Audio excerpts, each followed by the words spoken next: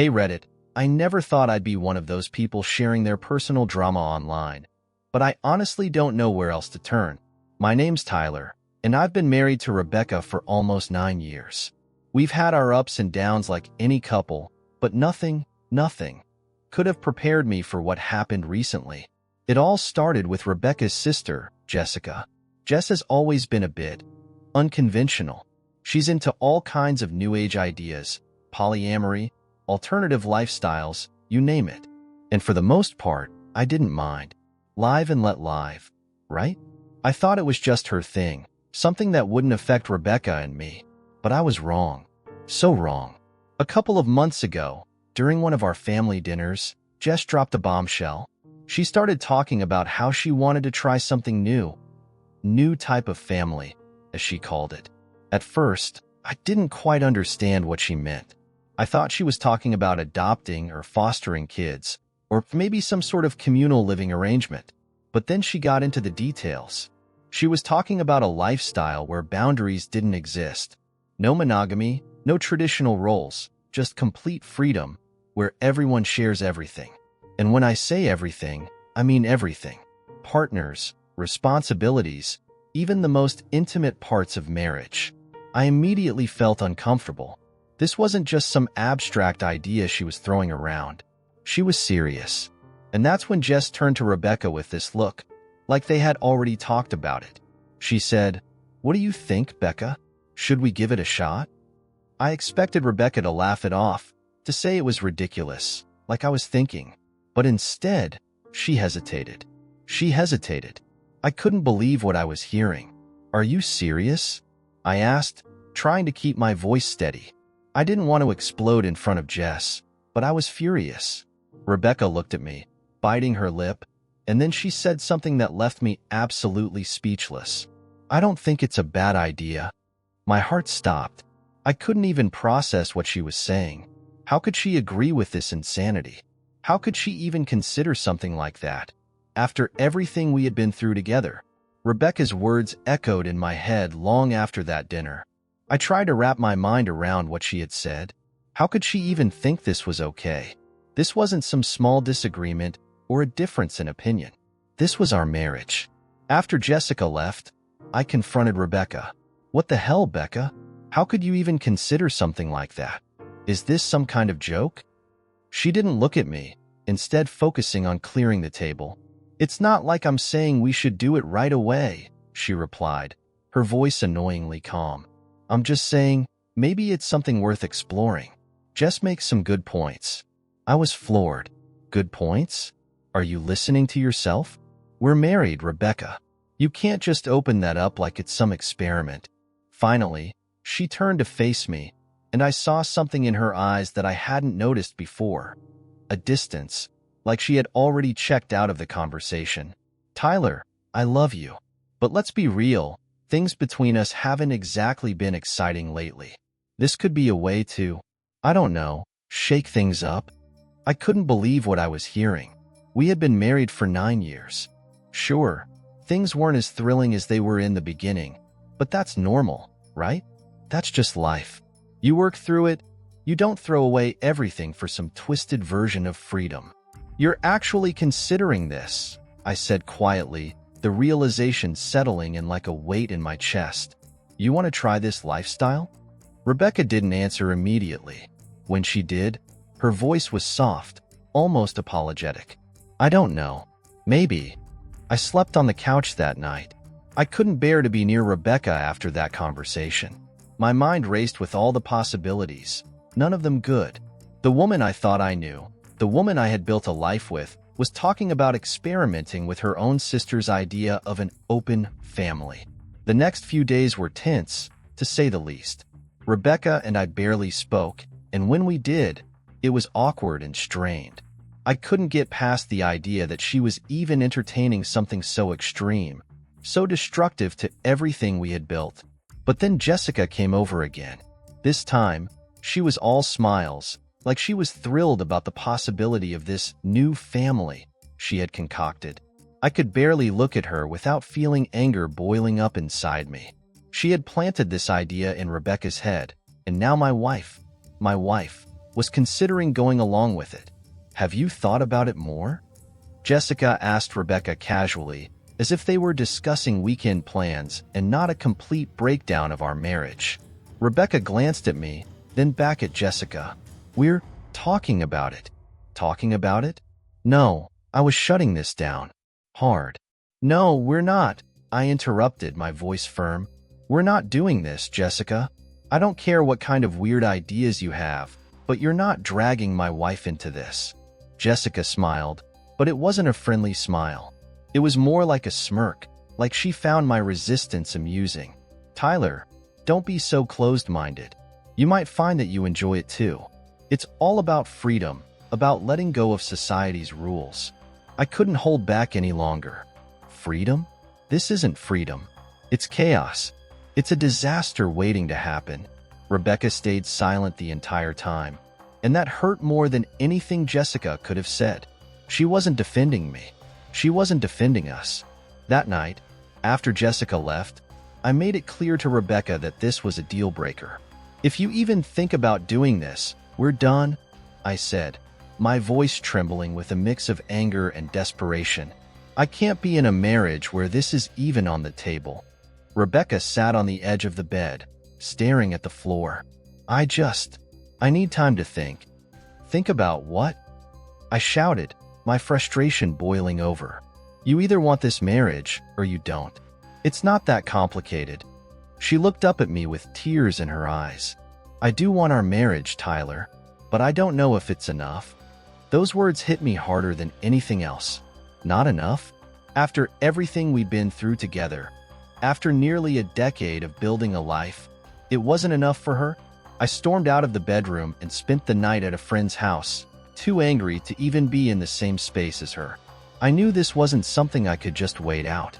I had to fight for our marriage, or let it go. I gave Rebecca a few days to think, but the longer I waited, the more anxious I became. Every day that passed, I could feel us slipping further apart.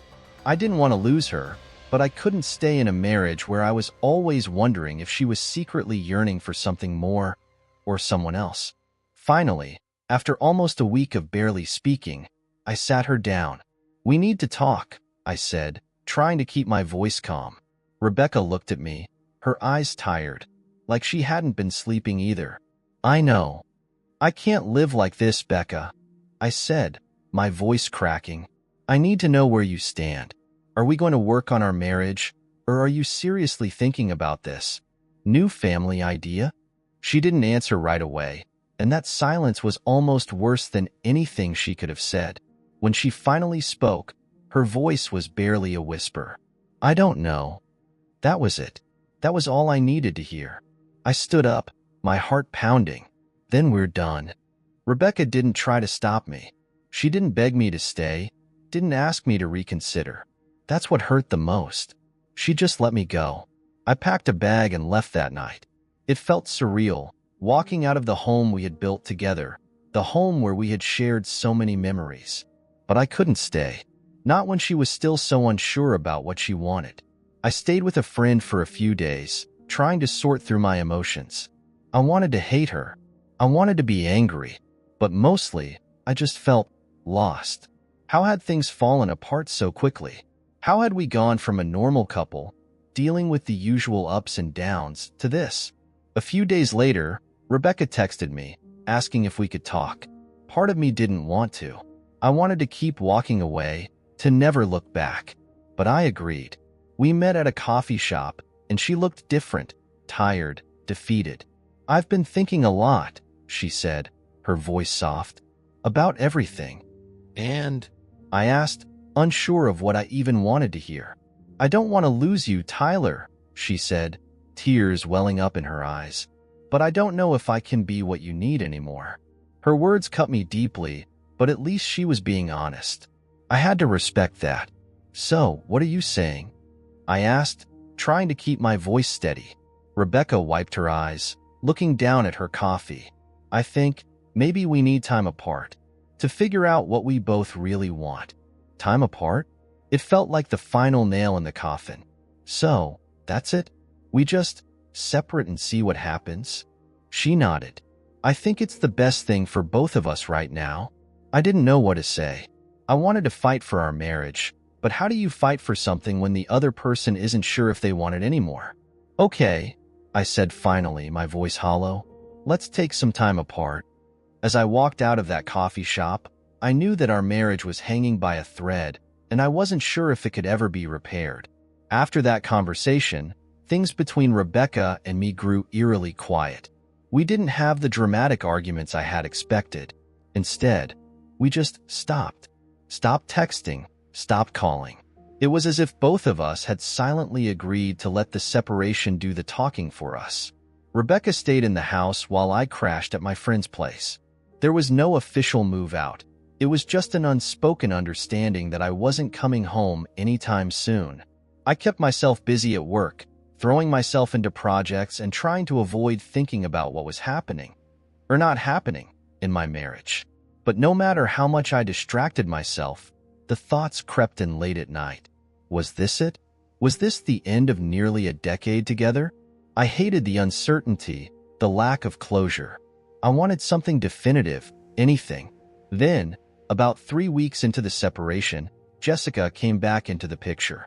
I hadn't spoken to Jessica since that last awkward family dinner, and I was fine with that. She had been the one to plant the seed of this new family idea in Rebecca's head, and I couldn't forgive her for it. But when I got a text from her one night asking if we could meet up, I was curious. What could she possibly want now? We met at a small cafe, one far enough away that I wouldn't run into anyone I knew. When I walked in, Jessica was already sitting there, looking perfectly composed, sipping on some herbal tea. She greeted me with a smile that was too casual for the situation. "I'm glad you came," she said, as if we were old friends catching up. "What do you want, Jessica?" I asked, getting straight to the point. She set her tea down and leaned forward slightly, lowering her voice. "I wanted to talk to you about Rebecca." I felt my jaw clench at the mention of her name. "What about her?" Jessica hesitated for a second before speaking. "She's struggling. More than you realize." I stared at her, not sure where she was going with this. "Struggling how?" "She's torn, Tyler. I know you hate me for suggesting the whole new family thing, but it wasn't about breaking you two apart. It was about giving her a way to feel free again." "Free?" I repeated, incredulous. "She was free.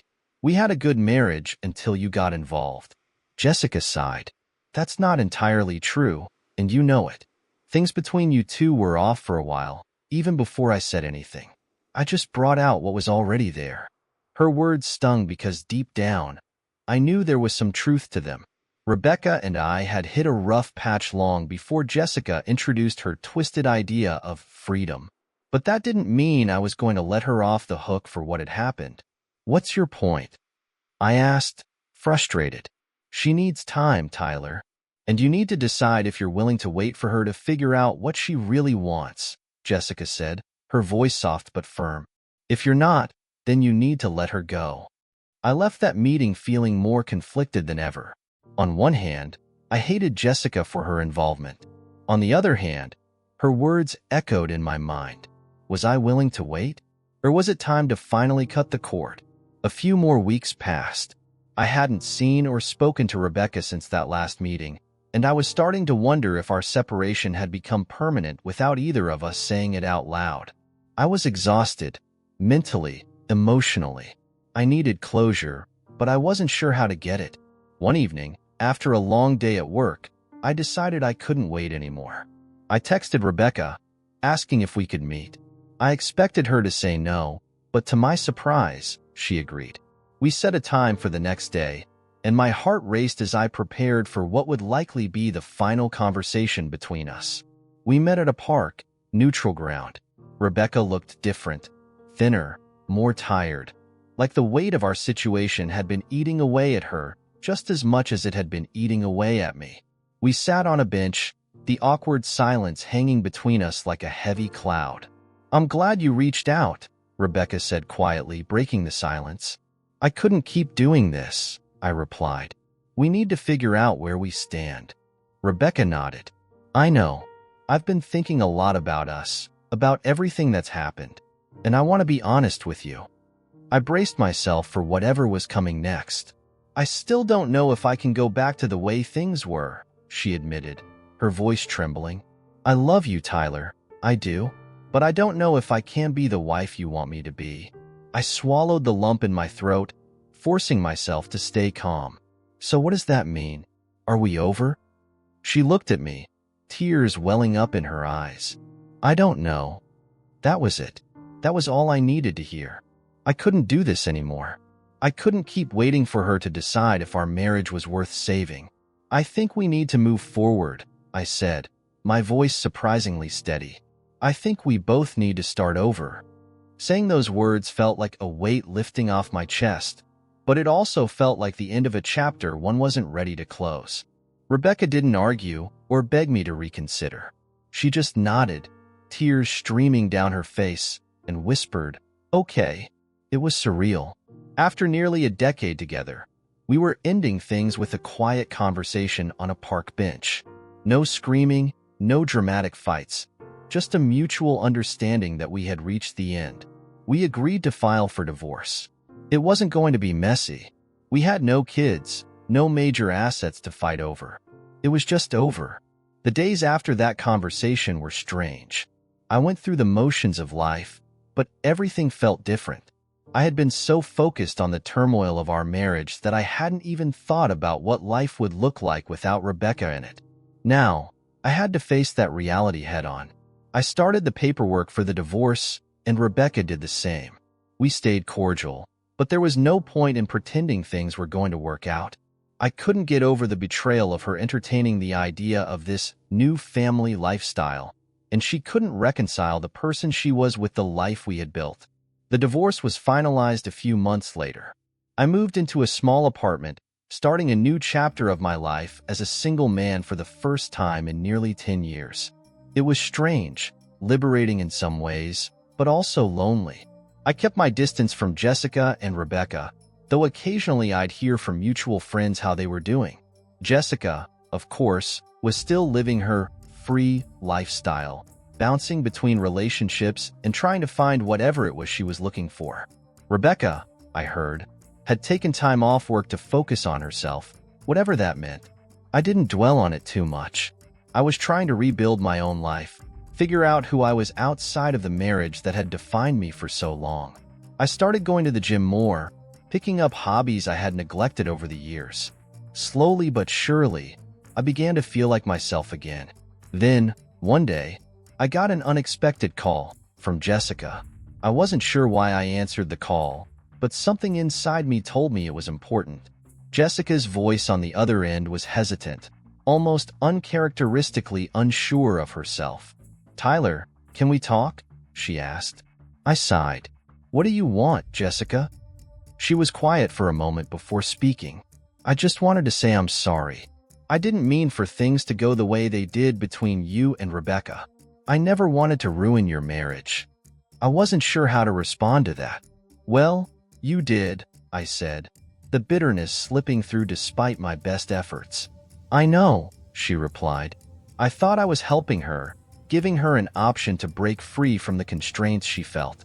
But I see now that I was wrong." I was shocked. Jessica admitting she was wrong? That was a first. "I appreciate the apology," I said after a long pause. "But it doesn't change anything. What's done is done." "I know," she said softly, but I needed to say it. After that conversation with Jessica, I felt a strange sense of closure, not just with her, but with everything. I realized that I had been holding on to so much anger, so much resentment, and for what? My marriage was over. I couldn't change what had happened, but I could decide how I wanted to move forward. I started dating again, cautiously at first. It was weird, being back in the dating scene after so long, but it was also exciting. For the first time in years, I felt like I had control over my life again. No more drama, no more uncertainty. Just me, figuring out what I wanted and who I wanted to be. It's been about a year since the divorce, and life has changed in ways I never could have imagined. In the beginning, I thought the separation and the eventual divorce would break me. I thought losing Rebecca would mean losing a part of myself that I could never get back. But as time passed, I realized something unexpected. I wasn't losing myself. I was finally rediscovering who I was, beyond the confines of my marriage and the roles I had been playing for years. After the finalization of the divorce, I threw myself into creating a new life. I moved to a different neighborhood, far enough from the memories of our shared house, but still close enough to keep in touch with the few mutual friends we had. I found comfort in routine, work, gym, and hanging out with friends who supported me through the entire ordeal. It wasn't glamorous, but it was mine. Rebecca and I didn't keep in touch.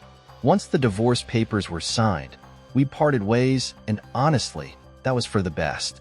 As much as I once loved her, the relationship we had was too far gone to save, and I didn't want to waste any more time trying to fix something that had broken so deeply. But then, a few weeks after the divorce was finalized, I received another unexpected message, this time from Rebecca. I hadn't heard from Rebecca in months, and honestly, I didn't expect to ever hear from her again. But there it was, a text message from her, completely out of the blue. My heart raced when I saw her name pop up on my phone screen. I wasn't sure if I should even open it. After everything we had been through, I didn't want to revisit the pain or the complicated emotions that came with it. But curiosity got the better of me. I opened the message, and it was short, to the point. "Hey Tyler, I know this is out of nowhere, but I've been thinking about us. Can we meet to talk? Just once, for closure." I stared at the message for what felt like forever. Closure? I thought we had already gotten closure, through our months of silence, through the finality of our divorce. But something inside me stirred. Maybe this was something I needed as well. Maybe I needed to hear her out, if only to close the door for good. I replied, "Okay, when and where?" We agreed to meet at a quiet coffee shop, the same place where we had that fateful conversation about our separation months ago. As I walked in, I saw her sitting at a small table in the corner, nervously stirring a cup of coffee. She looked different, older, somehow, like the weight of everything had finally caught up with her. Or maybe it was just me, seeing her through different eyes. "Hey," she said softly when I approached. "Hey," I replied, sitting down across from her. I didn't know what to expect from this meeting, and part of me was bracing for another emotional roller coaster. But I kept my guard up. I wasn't here to rekindle anything. I was here to end it, once and for all. "Thanks for coming," Rebecca said, her voice shaky. "I know it's weird, me reaching out like this." I nodded but didn't say anything. I wanted her to get to the point. "I've been thinking a lot about everything that happened," she continued. "About us, about the choices I made, and I just wanted to apologize. Really apologize. Not just for what happened with Jessica, but for everything that led to it." I stayed quiet, letting her speak. This was the closure she wanted, and I wasn't going to interrupt. "I know I hurt you, Tyler, and I don't expect you to forgive me. But I've had a lot of time to reflect, and I realized that I was running from something.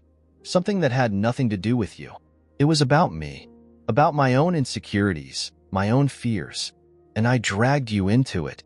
Her words were sincere, but they didn't hit me the way they would have a year ago.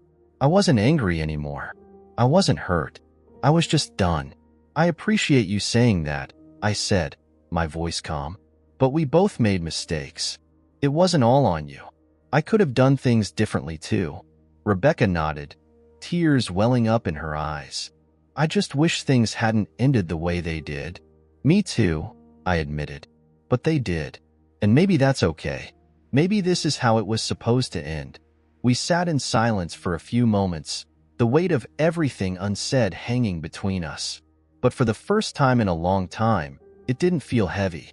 It felt light, like a burden had finally been lifted. After a while, we parted ways.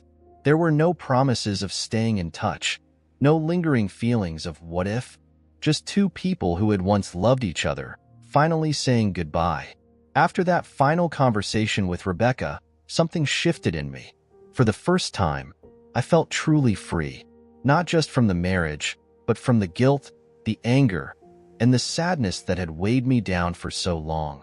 I threw myself even more into the things I loved, my work, my hobbies, and the friendships I had neglected during the roughest patches of my marriage.